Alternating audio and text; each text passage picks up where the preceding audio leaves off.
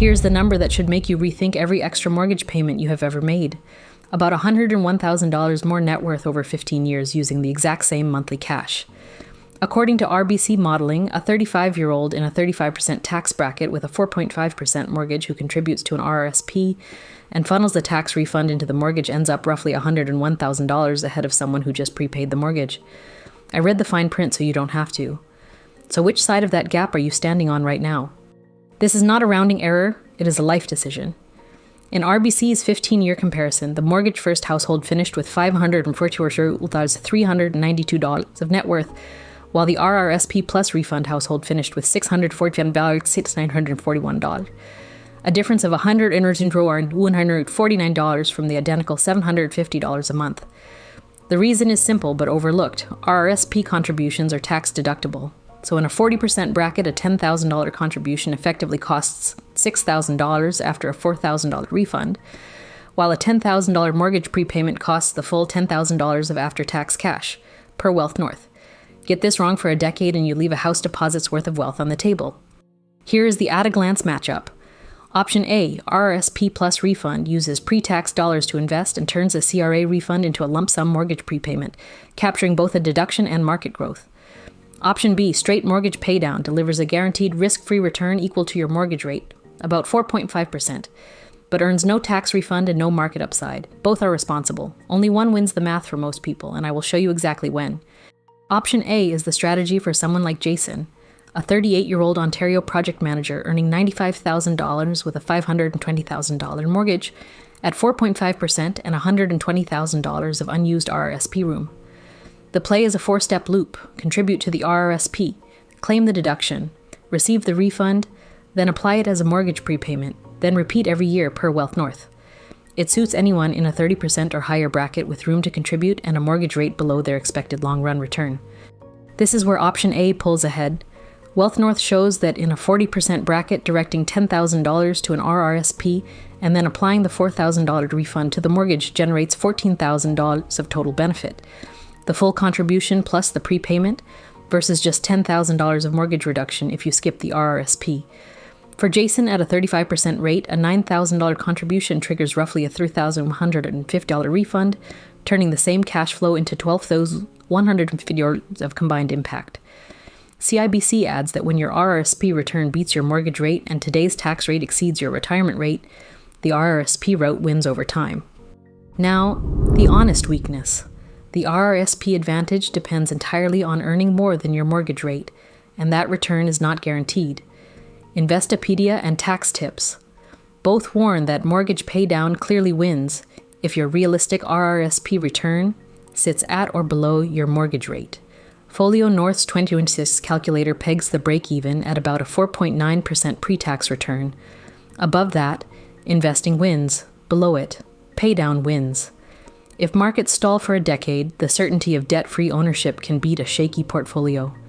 Option B is not the loser here. It is the right call for specific people. RateHub cites a CGA Canada study showing that for a lower-income household earning $30,000 a year and saving 2% of income, accelerating mortgage payments delivered roughly double the return of RRSP contributions. That is because a low bracket produces a small refund, so the guaranteed mortgage saving dominates. If you value certainty, hate market risk, or sit in a low tax bracket, paydown suits you cleanly. Here is what mortgage paydown does brilliantly. Every extra dollar earns a guaranteed risk-free return equal to your mortgage interest rate because you permanently avoid that future interest. Tax Tips and Investopedia both frame it exactly this way. SG Wealth's example shows a $400,000 mortgage at 4.5% with an extra $500 a month saving about $65,000 in interest and clearing the loan roughly 8 years early. No portfolio can promise that certainty, and the psychological win of owning your home outright is real. But Option B carries a quiet, enormous cost. That same $500 a month invested in an RRSP at 6% for 25 years grows to roughly $350,000 in SG Wealth's illustration, more than 5 times the $65,000 of interest you saved by prepaying. By pouring everything into the mortgage, you forfeit both the tax refund and decades of compounding. Doing the emotionally safe thing can quietly cost you a second retirement's worth of assets. Let's score the core numbers. On the tax refund, Option A captures roughly $350 a year at a 35% rate, while Option B captures nothing. A clear A win. On return, A's expected 6% beats B's guaranteed 4.5%. So A again, though B wins decisively on risk with a zero risk guaranteed outcome. And on the headline metric, RBC's 15-year net worth. A finishes at $645,241 versus B's $544,392. 3 rounds to A, 1 to B so far. Now fit and flexibility, and this is where nuance matters. On break-even, it is genuinely a tie. Folio North's 26 calculator says investing wins above about a 4.9% pre-tax return, and Paydown wins below it. Option A dominates for anyone in a 30% plus bracket because the refund is large, while Option B wins on simplicity. Set and forget prepayments beat a strategy that demands you redirect every refund on schedule. If this is useful, subscribe. The next breakdown is already coming. Tally up the scorecard. Option A took the refund, the expected return, the fit for high earners round, and the 15-year net worth, the money rounds. Option B took risk and simplicity, and it genuinely wins for lower bracket households. But before I get to the final verdict, which is the most counterintuitive piece of this, there is one single number that settles it for most people, and it is not the $101,000. Here is the number that actually decides it: your break-even return of roughly 4.9%, per Folio North's 2026 modeling. If your realistic long-run RRSP return, after fees, comfortably clears your mortgage rate, think 6% expected against a 4.5% mortgage, the RRSP-plus-refund route pulls ahead. If your mortgage rate is at or above what you can safely earn investing, Paydown quietly wins. Everything else is noise around that one comparison.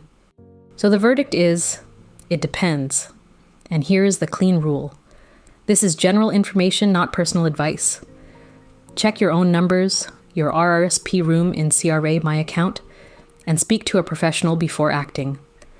For a mid to high earner like Jason, 30% plus bracket, unused RRSP room, a sub 6% mortgage, and a long horizon, the RRSP plus refund hybrid is the better fit, and RBC's modeling shows that gap running to about $101,000 over 15 years.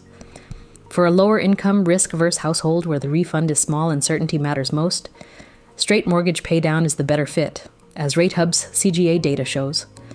The counterintuitive truth is that both households still pay off the mortgage. The RRSP route just builds a 6-figure investment portfolio alongside it. Debt isn't automatically bad, and paydown isn't automatically safest. Here is how to decide in 1 minute. Choose A, the RRSP plus refund hybrid. If you are in a 30% plus marginal bracket, hold a mortgage under roughly 6%, have unused RRSP room, a long horizon, and can stomach market swings. Choose B, straight paydown, if you are in a low bracket where the refund is tiny, your mortgage rate is high, or you simply cannot sleep with market risk. Whatever you pick, pull your mortgage balance and rate from your lender, confirm your RRSP room in CRA My Account, and run both through a Canadian RRSP versus mortgage calculator before you commit. If option A is your fit, automate it. Set monthly RRSP contributions a few days after payday, keep CRA direct deposit active, and the moment your refund lands, make a lump sum prepayment up to your lender's annual limit. Next, I'm breaking down TFSA versus RRSP for 2026, which one actually wins by income level. So if you want to catch that, subscribe so you don't miss it.